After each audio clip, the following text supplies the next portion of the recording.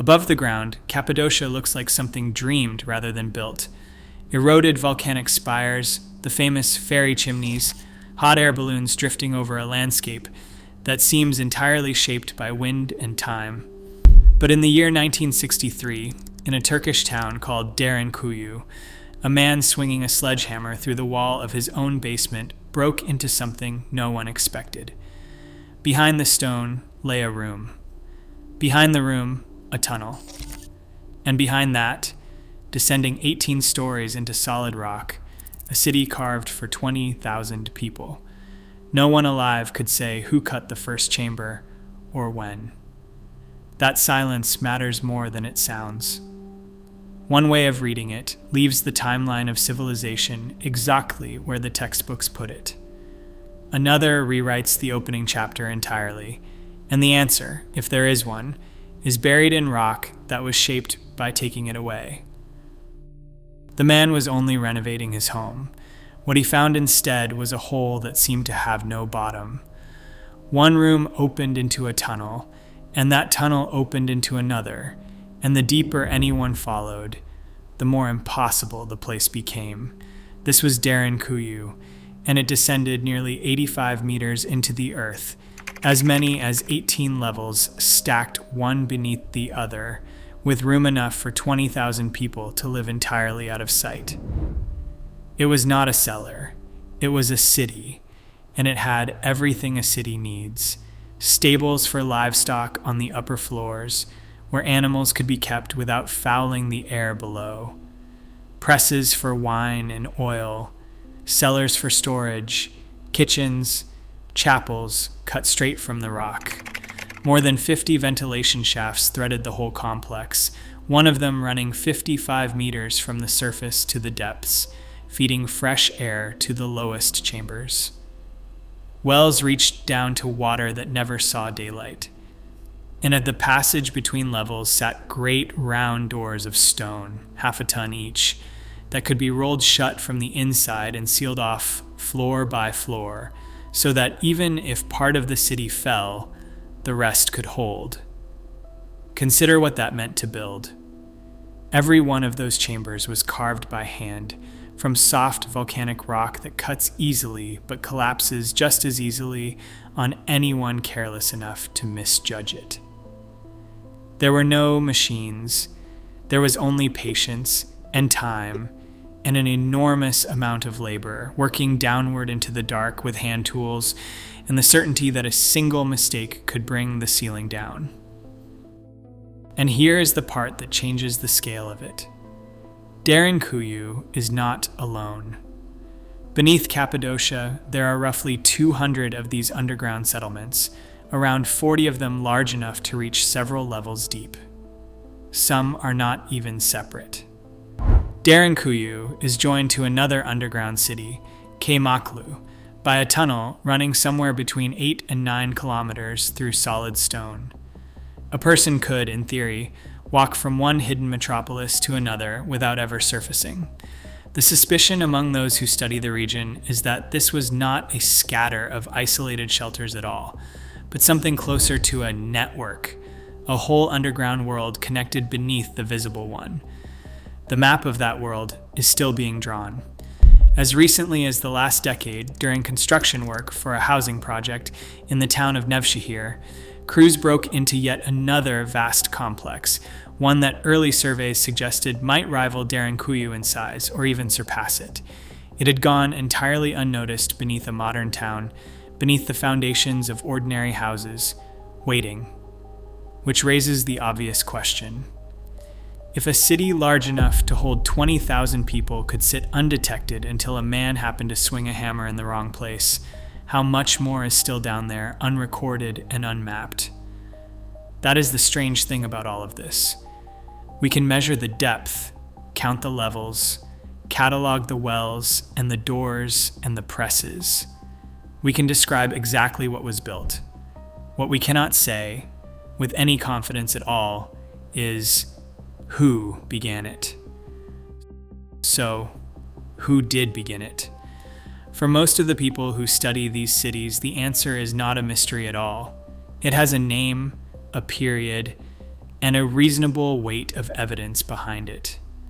The Turkish Ministry of Culture dates the origins of Derinkuyu to roughly 2,800 years ago and points to the Phrygians, an Iron Age people who settled central Anatolia in the 8th and 7th centuries before the Common Era. The Phrygians were known for their skill with rock, carving tombs and monuments and dwellings straight into the stone, and Cappadocia's soft volcanic tuff would have been an obvious material for people already practiced in the work. In this account, they cut the earliest, uppermost levels, the first floors of what would eventually become something far larger. Some researchers reach back further still. They suggest the very first chambers might belong to the Hittites, the great Bronze Age power that dominated this region around 4,000 years ago, carved perhaps as defensive burrows during the wars and upheavals of their age. The evidence for that is thinner, and archaeologists are careful to say so, but it keeps the door open to an origin older than the Phrygians by 1,000 years or more. What is far less disputed is what happened later, because here the record grows loud. During the long struggle between the Byzantine Empire and the advancing Arab armies, roughly the years 780 to 1180, the Christian population of Cappadocia drove these complexes downward and outward on a massive scale. They added chapels, a religious school, storerooms, inscriptions in Greek. They turned what may have started as modest cave shelters into deep, multi-level refuges capable of hiding an entire town. When raiders came, the people went underground, rolled the stone doors shut, and waited them out in the dark. It was during this period that Derinkuyu likely came closest to holding those 20,000 people it was built to shelter, and that use did not end in some distant century. It continued on and off into living memory. A Cambridge linguist named Richard Dawkins, working among the Greek-speaking natives of the region in the early 1900s, recorded how, when news arrived of massacres elsewhere, a great part of one town simply vanished below ground and did not dare sleep above it for nights on end. The cities were not relics to these people. They were a place to go when the world above turned dangerous. Why underground at all? The answer is practical, and it recurs across every layer of this history.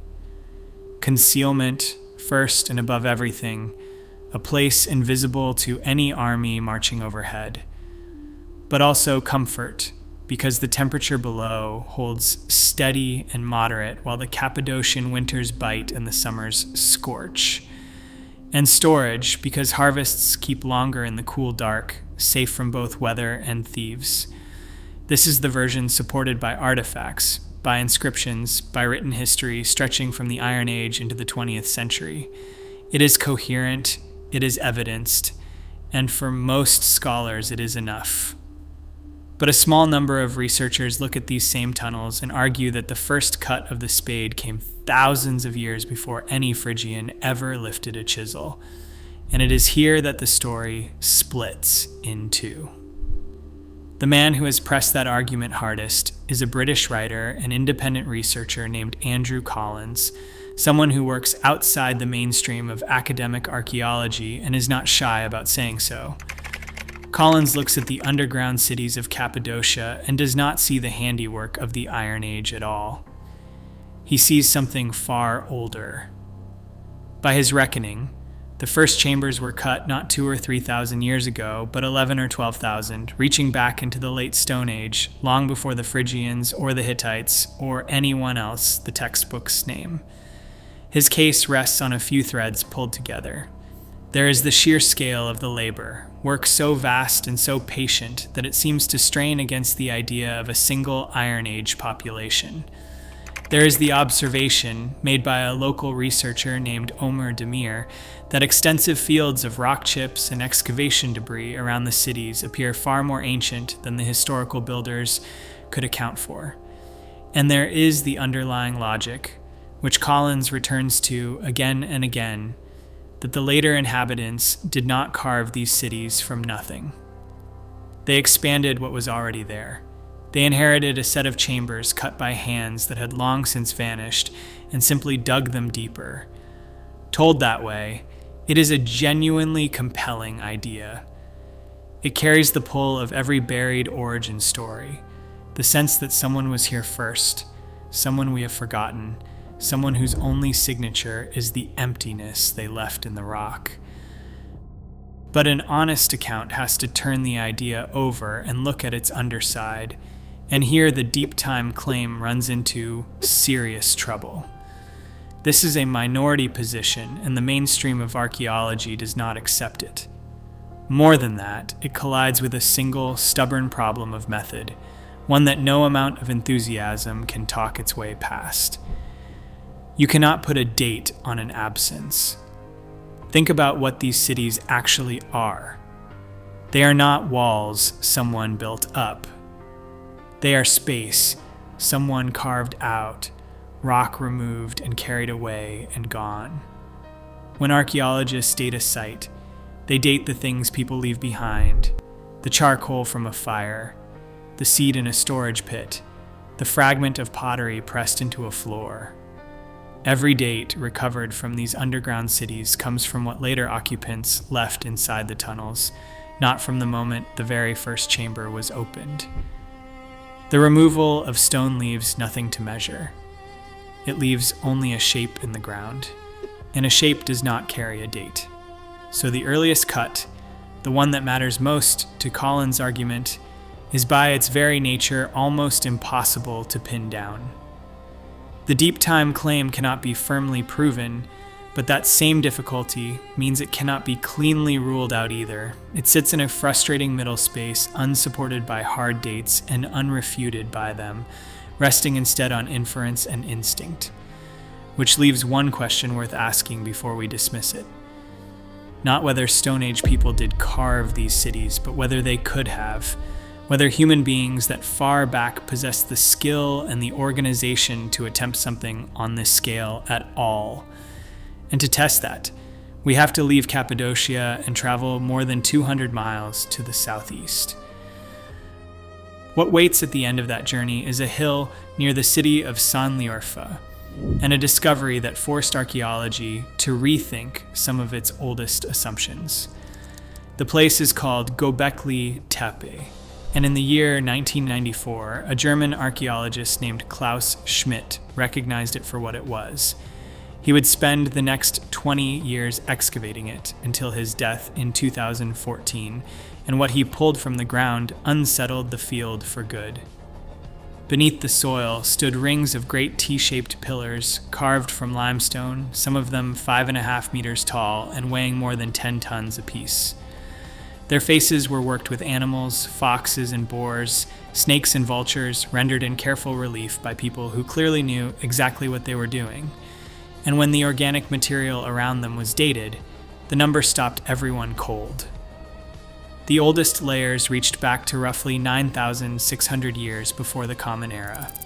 That is around 11,600 years old, older than Stonehenge by some 6,000 years, older than the pyramids of Egypt by more still. Here is what made it almost impossible to accept. The people who raised these pillars had no pottery. They had no metal.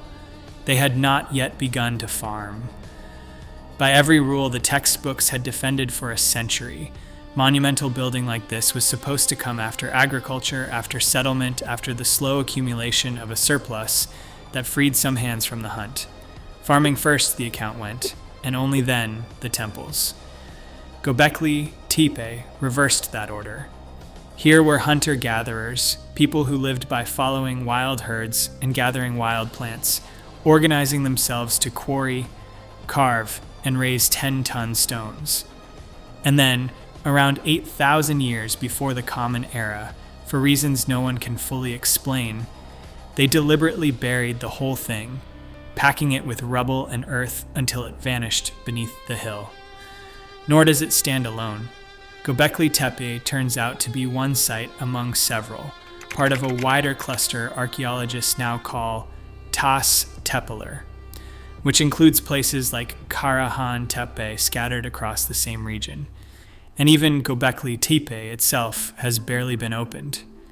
By most estimates, only around 5% of it has been excavated. The rest is still in the ground, still waiting. The reason all of this matters to a set of tunnels 200 miles away is simple, and it is worth stating carefully so as not to overstate it. Göbekli Tepe does not prove that anyone carved the underground cities of Cappadocia in the Stone Age. It proves something narrower, but still profound. It proves that people of that era, people without metal or farming or writing, were fully capable of organizing enormous, coordinated works of stone. The old objection that such labor was simply beyond them no longer holds. The impossible has been made merely conceivable, and that shift changes the weight of the question. If Stone Age hands could raise Göbekli Tepe, then the idea of Stone Age hands cutting the first chambers beneath Cappadocia is no longer absurd on its face. It is only unproven. But some researchers go further than capability. They argue that Göbekli Tepe records not just the skill to go underground, but the reason, a catastrophe they say, is written into the stone itself.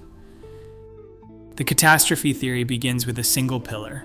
Among the carved stones at Göbekli Tepe stands one the excavators labeled Pillar 43, and which the wider world came to know as the Vulture Stone, crowded with birds and beasts and strange geometric marks. In 2017, two researchers from the University of Edinburgh, Martin Sweatman and Dimitrios Tsikritsis, proposed a startling reading of it. It was important to note that they came not from the excavation team, nor even from archaeology, but from the university's School of Engineering. In their interpretation, the animals on that pillar were not simply animals. They were constellations, a coded star map, and the map recorded a specific date, a moment around 10,950 years before the Common Era when, they argued, a comet struck the Earth. That impact, in their telling, was tied to something real and well documented. The Younger Dryas was a genuine climatic event, an abrupt plunge back into cold that began roughly 12,900 years ago and gripped the world for something like 13 centuries. And from that pairing, the pillar and the frieze, a whole story assembles itself with almost irresistible neatness. A comet strikes. The world turns suddenly, brutally cold. A Stone Age society, facing a winter that will not end, does the only thing it can. It goes underground, into chambers cut from the rock, and waits out the long dark. When the cold finally lifts, the survivors emerge and raise Göbekli Tepe to remember what they lived through, the underground cities and the temple, in one clean arc. It is a beautiful story, and the people who know the site best do not believe it. The archaeologists who actually excavated Göbekli Tepe answered the claim directly in a published response with the memorable title, More Than a Vulture, and their objections came hard. First, the Younger Dryas impact itself. The idea that a comet caused that cooling at all is a disputed hypothesis, contested among scientists and far from settled. To build a reading of the pillar on it is to rest one uncertain claim on top of another. Second, and more damaging, the date does not fit.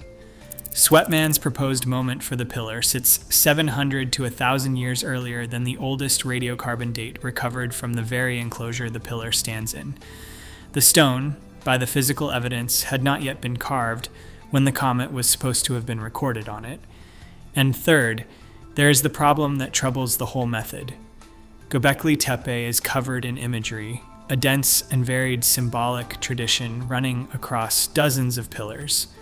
To read one arrangement as a star map, you have to decide in advance which animals count as constellations and which do not, choosing the pieces that fit the pattern and setting the rest aside.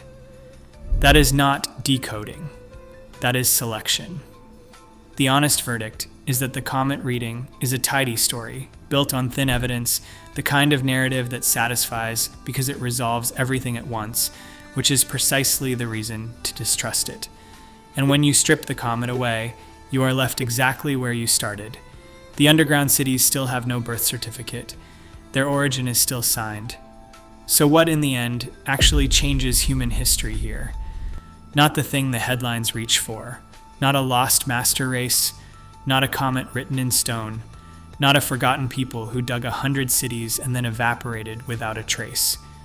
Strip those away and something real remains, and it is worth separating carefully from the noise.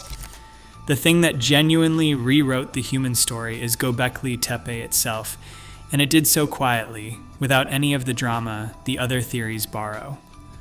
For a century, archaeology held to a particular order of events. First people settled, then they farmed. Then, once agriculture had freed enough hands and gathered enough surplus, they built monuments. Göbekli Tepe broke that sequence. Here were hunter-gatherers raising 10-ton pillars thousands of years before farming took hold, which means the monument came first and the settled life came after. That is a genuine revolution in how we understand our own beginnings, and unlike the comet and the lost civilization, it rests on solid, dated ground. It is not a mystery. It is a fact that changed the field. The underground cities are a harder case, and honesty demands that we leave them where the evidence actually leaves them, which is unresolved. On one side stands the well-supported account, the Phrygians and the Byzantines, the inscriptions and the chapels, the documented centuries of refuge stretching almost into living memory. On the other stands the deep time claim, evocative and unproven, arguing for Stone Age origins that no one has been able to confirm or fully rule out.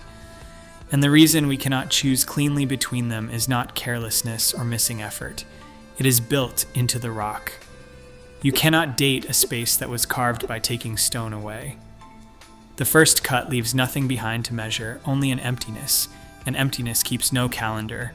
That is an uncomfortable place to stand, and the temptation is to resolve it by force, to pick the answer that thrills more or the answer that reassures more. Both temptations should be resisted. The truthful position is that we know a great deal about who used these cities and very little, with any certainty, about who first opened them, and there is more still in the dark than out of it. The deepest chambers of the underground cities remain unexcavated. Whole complexes are still being found beneath modern towns, stumbled upon by construction crews and farmers rather than sought out. Even Göbekli Tepe, the site that reset our sense of what early humans could do, has given up only around 5% of what it holds. The other 95% is still buried, still silent, still capable of surprising us. So the sensible conclusion is not a triumphant one, and it should not pretend to be. What was found beneath Turkey does change human history, but not in the way the boldest theories claim. It changes it by proving that people we once underestimated were capable of far more than we allowed, and by reminding us that the record of our past is full of gaps we cannot yet read. The map is still being drawn. The ground has not finished speaking. Perhaps the real lesson beneath Turkey is not a secret civilization at all, but something quieter and stranger. So much of the human story is recorded not in what our ancestors left behind, but in what they took away. Negative space. Rock carried out and gone. The hardest kind of past to read, because it hands you no charcoal to date, no bone to measure, only a shape in the ground and a silence. And the count keeps climbing. 200 cities and rising. Nevşehir still being mapped. Göbekli Tepe barely opened. The sledgehammer that broke through a basement wall in 1963 did not answer the question of who dug first. It only made the confident version of the timeline sound a little less certain. And once a settled story begins to wobble, you start to wonder what else is still down there in the dark, holding its silence, keeping its answer just out of reach.